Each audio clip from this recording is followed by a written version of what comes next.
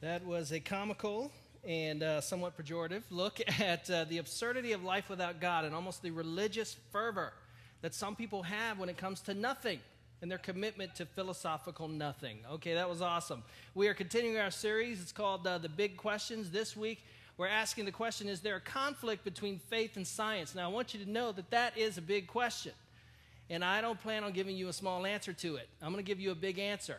Okay, so if you want to take out that little piece of paper from your bulletin and take out a pen, it will be easier for you to track with me if you take notes. If you don't have a pen, raise your hand, and our ushers will be happy to bring you one. Last week, I took my boys to see the Walking with Dinosaurs production. Have you guys seen that? Yeah, raise your hand if you've seen that. Those people don't want pens, by the way. That was a great production. That was an awesome show. And if you don't know what that is, basically the Walking with Dinosaurs production was at the Spokane Arena, and these people have put together this amazing dinosaur show using giant animatronics like in the Jurassic Park movies, and these very sophisticated dinosaur suits. And so I took my boys to this, and I asked them afterwards what they thought of the production. And my little 6-year-old, Hayden, said, "It was cool, Daddy."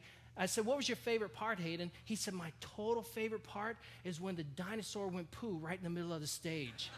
And it did. The lights went dark, and then the lights came up, and there's this big pile right there, and the paleontologist is like, "Hey, well, thank you. Let's reach inside of here." And he pulls out a dung beetle, and so that was their favorite part of the entire production, not the T-Rex.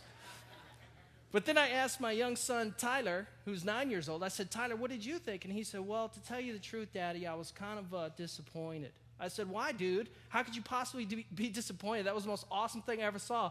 He goes, "Well, because when the T-Rex came out, I thought he was going to be way more giant, and I thought he was going to breathe fire on all of us, you know?" And so he was very disappointed that the T-Rex did not turn out to be Godzilla. But I had to explain to him the difference between fiction and fact. And somewhere along the lines, my little boy, who reads lots of dinosaur books, imported this idea that the T-Rex was like a big fire-breathing dragon or Godzilla. So I had to help him with that, to separate that fiction from the facts about T-Rex. And as I drove home, I kind of chuckled about that, but then I thought, you know what? I think I heard a lot of fiction today. In fact, I was okay with most of the narrative in the Walking with Dinosaurs production, but some of the narrative, frankly, was just the product of educated imagination. It was no more factual than my little son's assumption that T-Rex was going to be like Godzilla. And I think some people think that when the areas of faith and religion, or faith and facts, or science, are two mutually exclusive things. I mean, when we're talking about science, we're just talking about the facts. And when we're talking about matters of faith, what are we talking about? We're talking about some sentiments, some nice notions that people have sort of smuggled into the facts, but that's not true. Since the Enlightenment era began about 400 years ago, philosophers started to exalt reason as the only legitimate mode of knowing anything, and the only primary source of authority and knowledge. In the last 300 years, that's been the era that we've been in, the Enlightenment era. The last 50 years, we've been in the post-Enlightenment era. We've been in the postmodern era.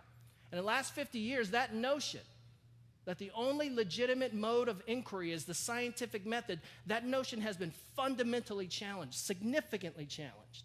In fact, up until the 19th century, scientists were typically believers. They were. I mean, you can go back and look at Galileo, Faraday, Kelvin, Newton, all kinds of scientists who were also believers, and they saw no incompatibility whatsoever between science and faith. So here's what you need to know. The idea of warfare between science and faith is a very recent development in history, in the history of science. And what I want to help you see today is that that supposed warfare between science and faith is not a product of science. It is a product of what is called naturalism, which is a philosophical commitment to the idea that the only thing that really exists is the natural world. And that's false. Naturalism is also a commitment that the only legitimate mode of inquiry is the scientific method. That's also false. So let's explore some ways in which science and faith are mutually beneficial. First of all, faith can benefit from science. You may not believe that. If you're a person of faith here today, you might not know this. But faith can actually benefit from science. What do we mean by that? Number one, you can write this down. Science can both falsify and verify certain religious claims. This is just true. Any religion in the world, whether it be Christianity or any other religion, when they make a claim about the natural world, they are interacting with science whether they want to or not. And so science can sort of falsify bad claims, and it can verify or affirm some good claims. Let me give you some examples of some bad claims. First one would be the view of the ancient Greeks. Every ancient Greek in the ancient world believed that the world was being held on the back of a giant cosmic god named Atlas. In fact, when I was growing up in Virginia, there was this giant building, and right in front of the building was this big iron statue of Atlas holding up the world on his shoulders, and I used to love to drive by that building when we were little. But that's a false belief. Science has pretty much verified that Atlas is not holding up the world. Would you agree? Yes. Or the various ancient Indian beliefs that said that the universe is actually being carried on the back of a giant tortoise. Well, that doesn't square with science. Science can falsify that stuff. Also, the claims of certain religions like Taoism and Hinduism. Those religions that believe that the universe is self-existing. Or those religions that believe that the universe is eternal, or that the world, that the cosmos that we live in is actually itself a divine being. Well, that's wrong. I think science can pretty much falsify that. Science has helped us that way. But science has also helped us falsify some bad Christian beliefs.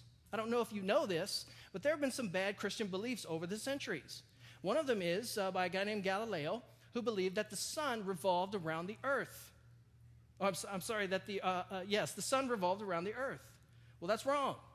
Science proved that to be wrong. Or Archbishop Ussher. Bishop Ussher came up with a very contrived system of trying to figure out how old the earth was. And he looked at the Old Testament genealogy statements. In Hebrew, they're called the Toledo statements. And he sort of calculated by looking at all these genealogy statements that the earth is exactly 6,000 years old, which set a lot of Christians up for failure, because that is not at all what the Old Testament genealogy statements are there to do. Any scholar worth his salt knows that those Toledo statements are totally fragmentary. We don't have them all. You couldn't possibly use those old sort of the gaps in those stories would prohibit you from using them to calculate the age of the earth. That would be wrong to do. And so when Christians force the Bible to make scientific claims where the Bible has no intention of making scientific claims, you and I get into trouble, my friend. And so science can help us with that. Science can help us to falsify bad religious claims. But science can also help to verify good ones. Let me give you the best one. Genesis 1:1. If you have your Bible, turn there. In Genesis chapter 1, verse 1, it says this. Most of you probably know it. The Bible teaches that in the beginning, God created the heavens and the earth. Now, that's a good religious claim. And here's why. In 1929, Frank Tipler and John Barrow discovered what they call the expansion of the universe. And what they discovered was, which was later confirmed by Einstein's calculations, is that the universe is ever expanding at a constant rate. It's what's called a cosmological constant. Nothing could interrupt it. And so what they figured is that you hit rewind, and you rewind that tape all the way back, you would come to what was called a singularity, or an effective 0 point where all space, time, and matter exploded into existence from nothing. You heard the word nihilo. The nihilo master, that word means nothing. Ex nihilo means out of nothing. The universe came. In fact, this is what Tipler and Barrow said. At this singularity, or this quantum singularity, space and time came into existence. Literally nothing existed before this singularity. So if the universe originated at such a singular point, we would truly have a creation out of nothing, or a creation ex nihilo, which is what Genesis 1:1 claims. Genesis 1:1 has two categories in it, a transcendent category and a contingent category. The earth and the universe and everything in the universe is contingent on the transcendent reality. All space, time, and matter made its first appearance when the spaceless, timeless, immaterial God called it into being. And that is what Genesis 1:1 claims, and that's a good religious claim. And scientists have helped us discover that.